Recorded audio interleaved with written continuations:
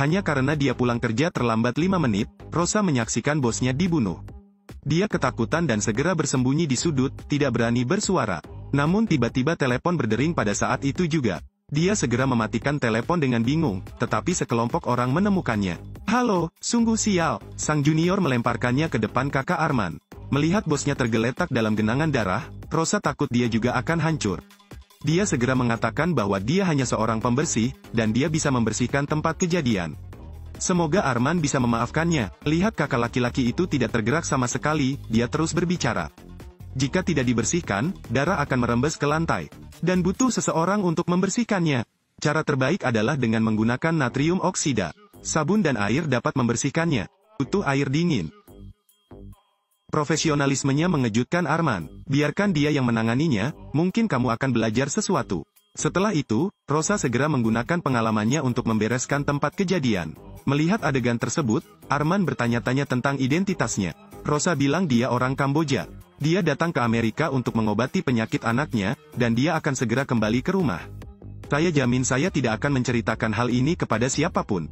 Setelah mendengar ceritanya, Arman menghampirinya dan berbicara. "Oke, kami akan mengantarmu pulang, jangan biarkan anakmu khawatir." Setelah pulang ke rumah, Rosa akhirnya menangis. Dia tidak perlu takut mati. Namun dia takut jika dia tidak ada lagi, anak malang itu akan menderita. Rosa tahu dia menjadi sasaran para gangster, jadi dia pergi ke rumah sakit untuk membuat janji untuk pemeriksaan anaknya. Namun perawat mengatakan visa mereka telah habis masa berlakunya dan mereka benar-benar tidak bisa membuat janji.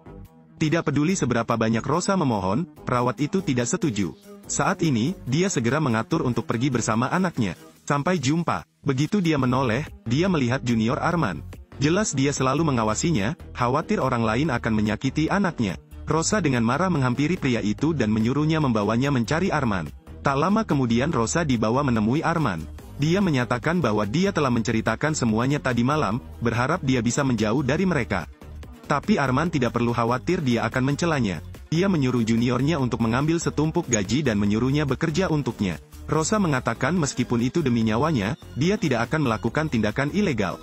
Namun saat Arman mengatakan dia bisa menyelamatkan putranya, Rosa tiba-tiba menyetujuinya. Tidak lama kemudian, Rosa menerima tugas pertamanya. Karena polisi menemukan mayat bosnya, mereka akan segera datang. Arman menyuruh Rosa untuk membersihkan tempat kejadian dan mengirim seseorang untuk menjemputnya setelah kejadian itu. Tapi saat Rosa sedang memproses adegan itu, dia mendengar suara klik. Setelah sampai, dia menemukan ada bom di dalamnya. Rosa hendak berangkat ketika dia mengetahui bahwa tempat dia bekerja berisi bom. Dia lari dalam kebingungan, tetapi menemukan pintunya terkunci. Rosa segera mengambil alat pemadam api dan mencoba merobohkan pintu. Namun kacanya hanya retak beberapa baris saja. Saat bom hendak meledak, untungnya Arman kembali menyelamatkannya. Cepat-cepat.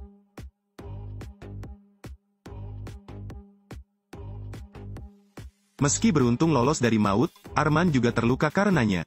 Memanfaatkan keadaan darurat, Rosa mengambil wine dari junior Arman.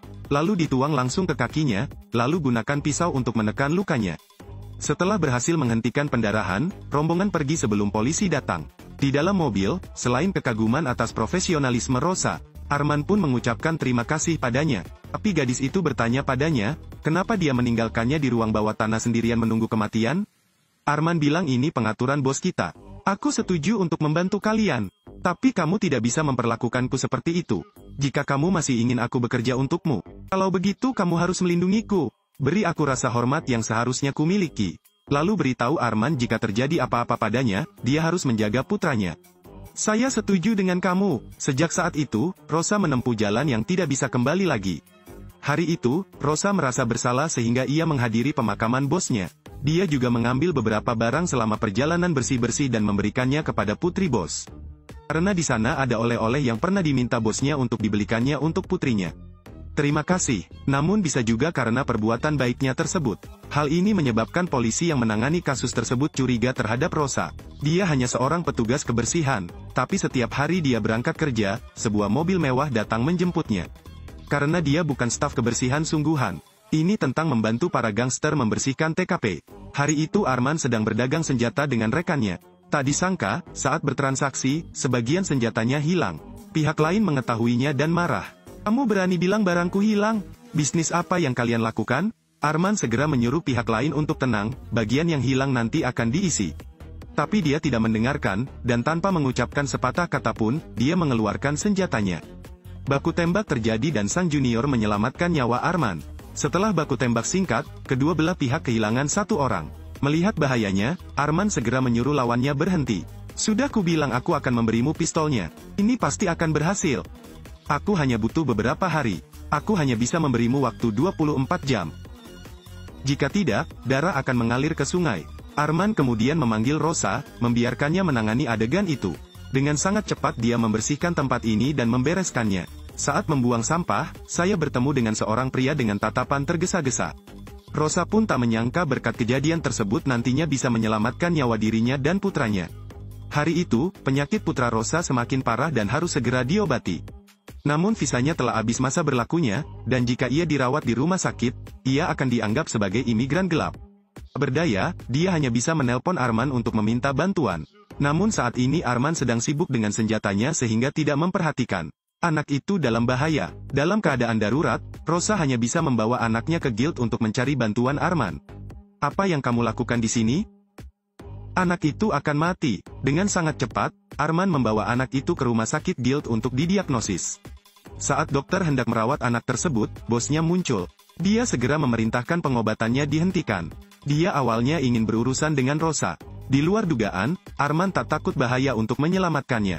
Kali ini, dia bahkan membawa anaknya ke sini untuk berobat. Arman dengan cepat menjelaskan bahwa Rosa adalah karyawannya. Tapi bosnya yakin dia punya perasaan terhadap Rosa. Setelah berbicara, dia mengambil pistolnya dan berjalan ke arahnya.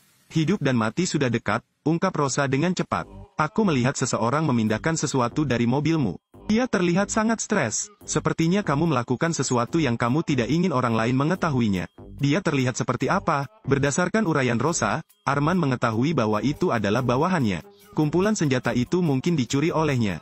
Arman segera pergi mencarinya, dan benar saja, dia menemukan senjata di sini. Setelah beberapa kali tembakan, Arman masuk ke kamar. Iya benar, dia mencuri senjatanya. Terima kasih atas kesetiaanmu. Semoga anakmu segera pulih.